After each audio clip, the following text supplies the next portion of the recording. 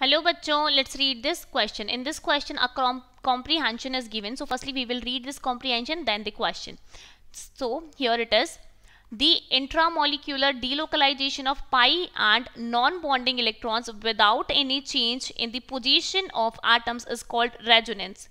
Delocalization may occur in conjugated system involving carbon atom and atom other than carbon. Delocalization makes system stable.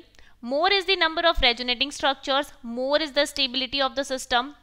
A conjugated structure is least stable when a higher electronegative atom has positive charge and when identical charges are present on adjacent atoms. Now the question is, if A is PHCH2 positive and B is CH2CH positive, the greater number of resonating structure is off.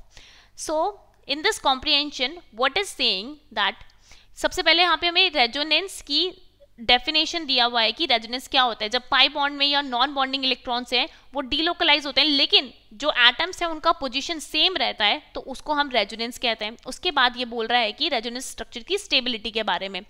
तो पहले तो delocalisation conjugated system में हो सकता है involving carbon atom हो या फिर अदर देन कार्बन एटम हो. अगर लोन पेयर्स प्रेजेंट है तो वहां पर डीलोकलाइजेशन कंप्लीटली फॉलो होता है. ठीक है. और है कि अगर ज्यादा नंबर ऑफ रेजोनेटिंग स्ट्रक्चर होंगे तो वो जो सिस्टम है वो हमारा ज्यादा स्टेबल होता है. उसके अलावा और भी कोई कॉन्जुगेटेड स्ट्रक्चर है जो कि हायर इलेक्ट्रोनेगेटिव स्ट्रक्चर है, उसके ऊपर अगर पॉजिटिव चार्ज है तो वो लेस स्टेबल हो जाएगी, और अगर identical charges are present on adjacent atoms तो वो भी लेस स्टेबल हो जाएगी. अभी क्वेश्चन की बात करते हैं. तो हमारे पास एक तो PHCH2 दिया हुआ है, तो PHCH2 हम कैसे लिख सकते हैं. Here PHCH2 is are C6H5CH2 positive. Okay, so here it is CH2 positive and here bonds are present. और एक हमारे पास allylic cation. So allylic cation is CH2 positive. Okay, here it is our CH2 positive. ये हमारे पास CH2 positive है. ठीक है. तो ये बोल रहा है कि ज्यादा रेजोनेटिंग स्ट्रक्चर किसकी होगी. Now we can write our key concept.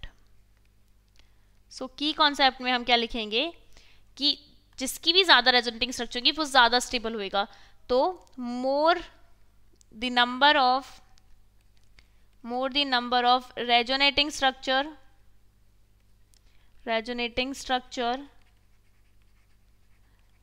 more will be the stability of that compound. More will be the stability. ठीक है. तो ये अलाइलिक केटाइन है, इसकी तो सिर्फ एक और रेजोनेटिंग स्ट्रक्चर बन सकती है. वो क्या है कि अगर ये डबल बॉन्ड अपनी इलेक्ट्रॉन डेंसिटी को यहाँ शिफ्ट कर देगा तो रेजोनेटिंग स्ट्रक्चर बन जाएगी CH2 CH double bond CH2 here and it is positively charged here. ठीक है, क्योंकि यहाँ पर अब ये डबल बॉन्ड से इसकी इलेक्ट्रॉन डेंसिटी चली गई है. अभी हम यहाँ देखते हैं. तो यहाँ पर क्या होएगा, यहाँ पर 5 रेजोनेटिंग स्ट्रक्चर बन सकती है. देखिए कैसे. अगर ये डबल बॉन्ड अपनी इलेक्ट्रॉन डेंसिटी को यहाँ शिफ्ट करेगा तो अगली रेजोनेटिंग स्ट्रक्चर कैसे बनेगी. ये देखिए यहाँ पर ये डबल बॉन्ड हो गया, डबल बॉन्ड यहाँ आ गया क्योंकि इलेक्ट्रॉन डेंसिटी शिफ्ट हो चुकी है. अब यहाँ से इलेक्ट्रॉन डेंसिटी गई है तो यहाँ पर पॉजिटिव, बिकॉज ये वाला कार्बन अब इलेक्ट्रॉन डेफिशिएंट हो चुका है. अब नेक्स्ट, तो नेक्स्ट कैसा होएगा. देखिए यहाँ पर डबल बॉन्ड है, CH2 है, अब यहाँ पर डबल बॉन्ड आ चुका है और यहाँ से इलेक्ट्रॉन डेंसिटी शिफ्ट हुई है तो यहाँ पर पॉजिटिव चार्ज. अब अगली रेजोनेटिंग स्ट्रक्चर में अगले डबल बॉन्ड की स्टेबिलिटी शिफ्ट होगी, सॉरी इलेक्ट्रॉन डेंसिटी शिफ्ट होगी. तो यहाँ पर डबल बॉन्ड है, यहाँ डबल बॉन्ड आ जाएगा, ये डबल बॉन्ड CH2 है ही, और अभी पॉजिटिव चार्ज आया हमारा यहाँ पर. ओके, अब अगली बार इसकी डबल इलेक्ट्रॉन डेंसिटी शिफ्ट होगी तो अगला बनेगा हमारे पास वापस CH2 के पास आ गया यहाँ पर पॉजिटिव चार्ज, और ये बन गई हमारी नेक्स्ट रेजोनेटिंग स्ट्रक्चर. तो यहाँ पर टोटल 5 रेजोनेटिंग स्ट्रक्चर बनी है और यहाँ पर सिर्फ 2 रेजोनेटिंग स्ट्रक्चर है. दैट मीन्स A के पास ज्यादा रेजोनेटिंग स्ट्रक्चर है. That means A has more number of resonating structures.